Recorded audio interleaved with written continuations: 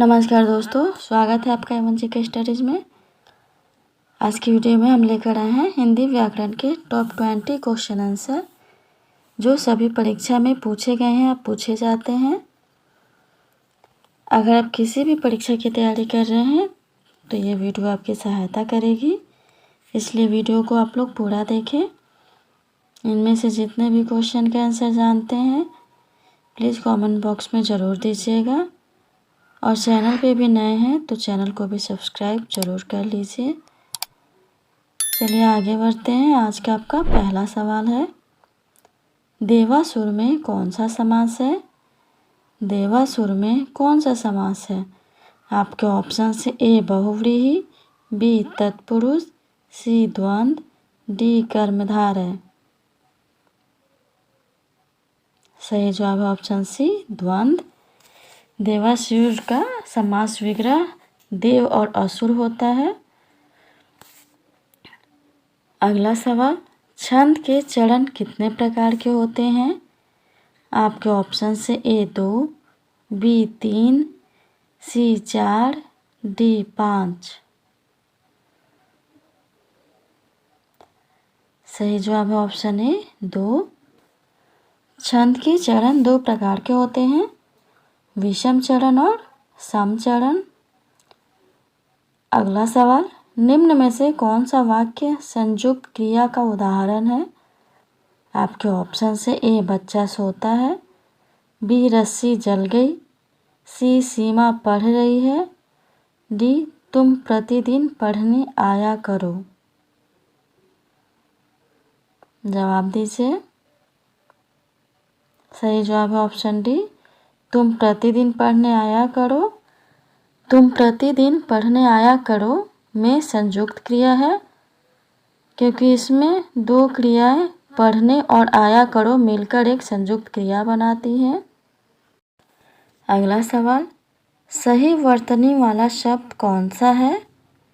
आपके ऑप्शन से ए औद्योगिकरण, बी औद्योगिकरण, सी उद्योगिकरण, डी औद्योगिकरण। सही जवाब है ऑप्शन ए औद्योगिकरण सही वर्तनी वाला शब्द है। अगला सवाल, जीभ के नीचे जीभ होना मुहावरे का क्या अर्थ है? आपके ऑप्शन से ए चुभने वाली बात करना, बी क्रोध को दबाना, सी कहकर बदल जाना, डी बिना सोचे समझे बोलना। जीभ के नीचे जीभ होना मुहावरे का क्या अर्थ है? सही जवाब है ऑप्शन सी कहकर बदल जाना। जीभ के नीचे जीभ होना मुहावरे का अर्थ है कहकर बदल जाना। अगला सवाल, रात्रि का पर्यायवाची शब्द कौन सा है? आपके ऑप्शन से ए अर्कजा, बी यामिनी, सी हरिप्रिया, डी चंद्रिका। बताइए। सही जवाब ऑप्शन बी यामिनी। रात्रि का पर्यायवाची शब्द इनमें से यामिनी है। अगला सवाल है, निम्नलिखित में से कौन सा शब्द पुल्लिंग है? आपके ऑप्शन से ए लौंग, बी इलायची, सी सुपारी, डी नारियल। कौन सा शब्द पुल्लिंग है? सही जवाब है ऑप्शन डी नारियल। लौंग, इलायची, सुपारी ये सभी स्त्रीलिंग शब्द है। अगला सवाल, निम्न में से कौन सा सघोष व्यंजन नहीं है? आपके ऑप्शन से ए क ख, बी ध न, सी ज झ, डी ब भ। सही जवाब है ऑप्शन ए क ख। क ख अघोष व्यंजन है। अगला सवाल, संबंध कारक का चिन्ह क्या है? आपके ऑप्शन से ए में पर, बी के लिए, सी रा रे री, डी से। जवाब दीजिए। सही जवाब है ऑप्शन सी रा रे री। संबंध कारक का चिन्ह रा रे री का के की है। अगला सवाल है, प्रेमचंद के अधूरे उपन्यास का नाम क्या है?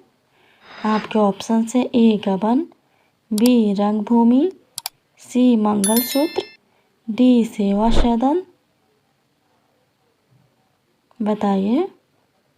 सही जवाब ऑप्शन सी मंगलसूत्र। प्रेमचंद के अधूरे उपन्यास का नाम मंगलसूत्र है, याद रखिएगा।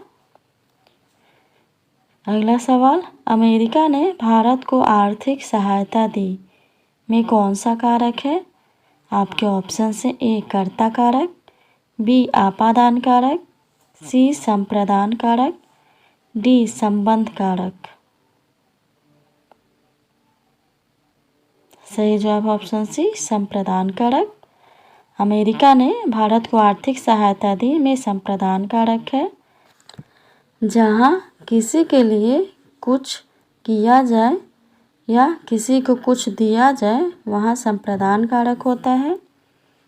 अगला सवाल, परा उपसर्ग का अर्थ है? आपके ऑप्शन से ए भीतर, बी उल्टा, सी बाहर, डी आसपास। परा उपसर्ग का अर्थ क्या है? सही जवाब ऑप्शन बी उल्टा। परा उपसर्ग का अर्थ है उल्टा। अगला सवाल, कहावत शब्द में कौन सा प्रत्यय है? कहावत शब्द में कौन सा प्रत्यय है? आपके ऑप्शन से ए हावत, बी वत, सी कह, डी आवत। सही जवाब ऑप्शन डी आवत। कहावत शब्द में आवत प्रत्यय है। अगला सवाल, कौन सा शब्द तुर्की भाषा का नहीं है? आपके ऑप्शन से ए पैगंबर, बी बेगम, सी चेचक, डी बारूद। बताइए। सही जवाब ऑप्शन ए पैगंबर। पैगंबर शब्द तुर्की भाषा का नहीं है। अगला सवाल है, शुद्ध वाक्य का चयन कीजिए। आपके ऑप्शन से ए वह एक महिला विद्वान थी, बी वह एक विदुषी महिला थी, सी वह विदुषी महिला थी वह, डी वह एक विद्वान महिला थी। बताइए शुद्ध वाक्य कौन सा है? सही जवाब ऑप्शन बी वह एक विदुषी महिला थी।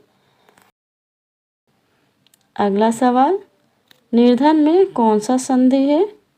निर्धन में कौन सा संधि है? आपके ऑप्शन से ए व्यंजन संधि, बी विसर्ग संधि, सी अयाधी संधि, डी यण संधि। सही जवाब ऑप्शन बी विसर्ग संधि। निर्धन में विसर्ग संधि है, इसका संधि विच्छेद निधन धन होता है। अगला सवाल, ओ औ किस प्रकार के वर्ण है? आपके ऑप्शन से ए तालव्य, बी कंठोष्ठ्य, सी दंतोष्ठ्य, डी मूर्धन्य। बताइए। सही जवाब ऑप्शन बी कंठोष्ठ्य। ओ औ कंठोष्ठ्य वर्ण है। अगला सवाल है, होठों की आकृति के आधार पर निम्नलिखित में से कौन अवृतमुखी स्वर है? आपके ऑप्शन से ए छोटी ई, बी छोटी ऊ, सी ओ, डी बड़ी ऊ। जवाब दीजिए। सही जवाब ऑप्शन ए छोटी ई। होठों की आकृति के आधार पर अवृतमुखी स्वर वे होते हैं जिनके उच्चारण में होठ गोल नहीं होते। इन स्वर में छोटी ई, बड़ी ई, ए और ए शामिल हैं। अगला सवाल है, ऊन का तत्सम रूप क्या है?